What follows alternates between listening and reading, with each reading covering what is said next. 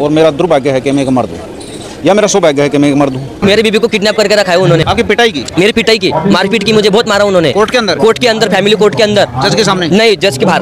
वही बात है, स्त्री को ये बुद्धि नहीं है। हाँ, ये सही है सर। यहाँ ये वोट बैंकिंग के लिए यहाँ महिलावादी सरकार बनाने तक पे ये आ चुके हैं। तो झूठे आरोप कुछ भी लगा दो, मतलब पति के साथ रहना नहीं है। अच्छा, आपके साथ कितने साल से हुआ ये? मेरे साल सर 1 महीने मेरे साथ चला था, उसके बाद हुआ ही नहीं। मेरी वाइफ मुझे छोड़ के जा चुकी है, किसी दूसरे के साथ अफेयर में थी, उसने शादी भी कर लिया, उससे एक बच्चा भी है। और क्या? कोई पुरुष नहीं, सब महिला है। ये महिला है? हाँ, क्यों भाई महिला ही अपने स्वार्थ के लिए लड़ती है, ये स्वार्थ के लिए लड़ रहे हैं, परमार्थ के लिए नहीं लड़ रहे हैं। मैं एक्चुअली मर्चेंट नेवी में काम करता था, उसके बाद में मेरे वाइफ ने 2016-17 में मेरे ऊपर डोमेस्टिक वायलेंस का केस फाइल किया। झूठा। कारण क्या था? Extra marital affair. आप जंतर मंतर पे पोस्टर छपवाए क्यों आए हो? ठीक है, ये क्या बात यार? झगड़ा कर रहे हो क्या आप? नहीं, पढ़े लिखे हो यार? नहीं, भाई पढ़े, सब समझदार है, सब समझदार है। आप सुनो, आप सब समझदार हैं। कह रहे हैं हमारा जो संघर्ष है वो बेसिकली आदमियों के लिए, क्योंकि कोई तो आदमियों के बारे में सोचे। आदमियों के सुसाइड हो रहे हैं, उसको एक मजाक बना दिया जाता है। आप देखिए आज फेसबुक पे आप रील देखिए, हर दूसरी रील नीले ड्रम पर आ रही है। आदमियों की मौत भी इस देश में मजाक बन चुकी है। 1 साल में ही? 1 साल मतलब वो महीना भर मेरे साथ 1.5 महीना रह गई और बाद में झूठे केस डाल दिए और बोलते तुम्हें खत्म कर देंगे, ये कर देंगे, वो कर देंगे, मार देंगे तुम जान से। बीबी, उसकी भाई, उसके माँ बाप सब लोग बोलते हैं 15-20 लाख रुपए दे दो, हम किस पीछे ले लेंगे। पुलिस ने आपके साथ क्या व्यवहार किया? पुलिस सर लड़कों की सुनती नहीं है। पुलिस ये कहती है कि तू ये ऐसा है जो इसके साथ कर रहा है। अच्छा।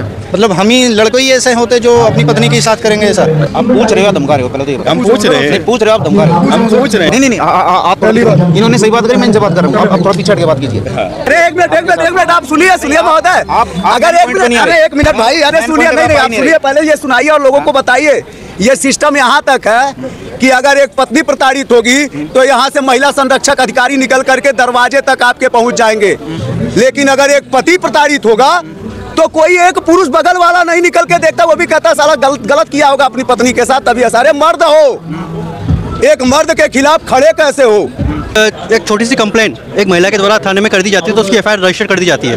और एक हस्बैंड यदि थाने के अंदर जाता है कि उसके साथ गलत हो रहा है और उसकी कंप्लेंट दर्ज की जाए तो उसकी कोई सुनवाई नहीं होती, ना उसकी कंप्लेंट दर्ज होती है। एक आई और पैसे से लेकर के भाग गई। मथुरा में उसका वकील दोस्त है, उसके माध्यम से केस करवाया। 2 साल रहना, 3 साल रहना, उसके बाद में झूठे आरोप करना, 10 साल लेना, वो होने के बाद में दूसरी शादी कर लेना। समाज में खाली उसका वो व्यापार हो गए। कुछ महिलाओं ने उन कानूनों का दुरुपयोग शुरू कर दिया है।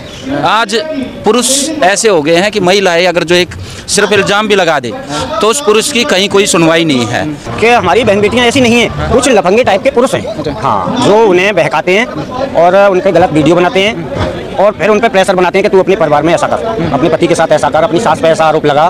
2012 में मेरे पर जब 498 का केस हुआ तो वकीलों ने कहा कि तुम्हें ट्रायल में जाना पड़ेगा। मैंने कहा क्यों जाऊंगा, वेयर इज द ऑफेंस? नहीं, आप अभी बदतमीजी की बात कर रहे हो, अभी बदतमीजी की आपको बात कर रहे हो। मैं भी नहीं कर रहा हूँ। हर एक आदमी का अपना राइट होता है, बोल सकता है। मेरे को रूल बता रहे हो क्या? यहाँ खड़े होने के लिए कौन सा रूल बता रहे हो मेरे को? मेरा चैनल खोलने के लिए कौन सा रूल बता रहे हो? बोलिए आप। रिक्वेस्ट अलग चीज होती है, ऑर्डर चले।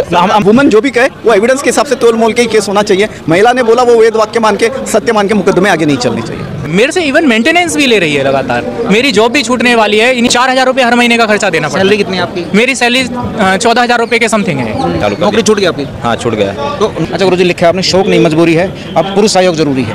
क्यों जरूरी है? पुरुष आयोग जरूरी नहीं है। आपने लिख रखा टी-शर्ट? हमने नहीं लिख रखा, ये एनजीओ जो एक्टिविस्ट है उन्होंने दिया है। भाई मेरे पास पैसे नहीं है तो उन्होंने टी-शर्ट दी पहनने के लिए, मैं पहन लिया हूँ।